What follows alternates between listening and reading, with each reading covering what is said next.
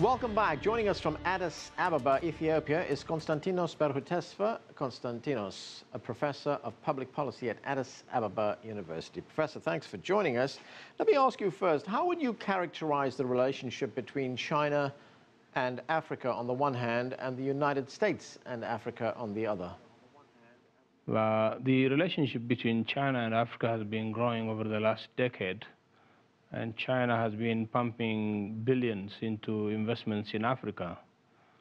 On the other side, China is now a beneficiary of much of the natural resources that are generated in Ethiopia in Africa. These are minerals, oil, timber, and China has been providing also substantive aid in terms of construction of infrastructure, the construction of cities, and therefore, this is a pure economic relationship between China and Africa. On the other hand, the relationship between the United States and Africa has been more prolific over many decades. If we take Ethiopia and the United States as an example, we have a history of 1 century of diplomatic relations, which was highlighted today with the visit of President Obama here in Addis Ababa. Through various programs, starting with the Point For program earlier in the last 60 years, the U.S. has been supporting Africa with different arenas of human development and human security programs and projects. So what I believe is the relationship between the U.S. and Africa has a more historical dimension. And the relationship between China and Africa is just starting now, but starting very intensively in terms of national development. Right, as you say, very intensively. If we look at China-Africa trade and its value, it was worth something like $222 billion in 2014. That's 3 times the size of U.S. trade with China. China also leads in investment, as we know.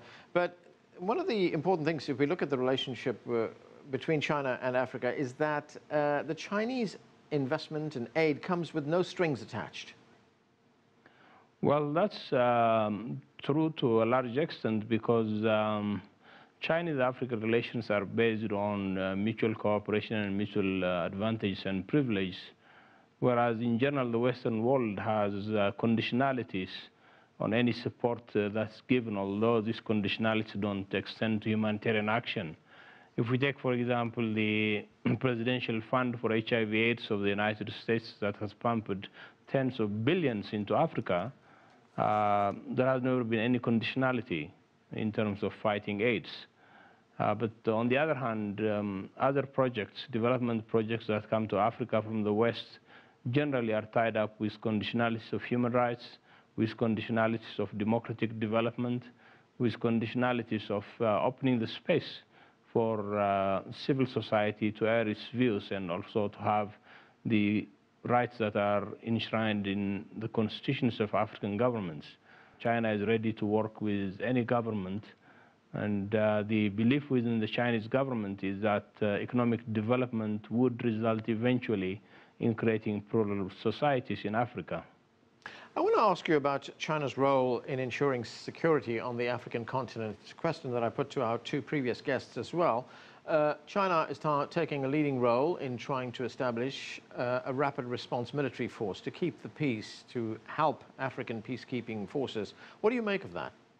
Well, it depends on the country that we're talking about in Africa, because Africa, we have 54 nations. And they have various levels of martial preparedness. If you take the case of Ethiopia, it has a huge military, combat-trained military, and therefore doesn't require any military assistance of that nature. The Chinese move to have martial preparedness within Africa, specifically within Djibouti to fight piracy, and in South Sudan now to protect some of its investments in the oil fields, are directly related to the economic investments it's making. Otherwise, I don't think and believe that China would have major military presence in Africa. Where does most of China's investment go, in your view? Is it to infrastructure building? Is it to primary industries? Is it to manufacturing? in Ethiopia, the Chinese are supporting the construction of the railways, roads, the new airport that's coming up, the extension, amounting to something like $300 million. So much of the aid that's coming is coming into solid infrastructure, and therefore the Chinese companies can also compete in the construction of this infrastructure. But there are also other soft issues. Manufacturing has become another destination now for African countries and Chinese companies. Many Chinese companies are actually moving their major companies of manufacturing here into Africa. An example would be the leather factory, the shoe factory that's now being moved into Ethiopia to utilize the huge livestock and higher potential we have here in Ethiopia. So, as you said, the majority of the investments are coming into infrastructure, but now China is also moving into manufacturing and agricultural investments. And are people seeing, people on the ground, are they seeing the benefits of all this investment, of all this development? Are their lives being made better? Well, the fundamental base for economic development is infrastructure. Unless we have communications like roads, rails, air transport, it's going to be very difficult to create a market economy. And this has been one of the challenges in African countries. Even for peace and security purposes, the law enforcement officials should have access to rural communities if they're going to enforce any rule of law. So infrastructure has been the base for the high per capita development we see in Africa today. Ethiopia is growing at a rate of a double-digit 10% plus growth. Africa in general is growing at 5% growth. The dimension we need to see now is how African governments would transform and translate this economic growth into human development, into shared growth and inclusive growth. And I think this is incumbent on the African governments to be able to see African people to come up out of poverty, and also to have the luxury of attending schools, having clinics that are functional, and eventually to have a redistribution of wealth in a manner that would not harm the market economy. Professor, thank you so much for joining us.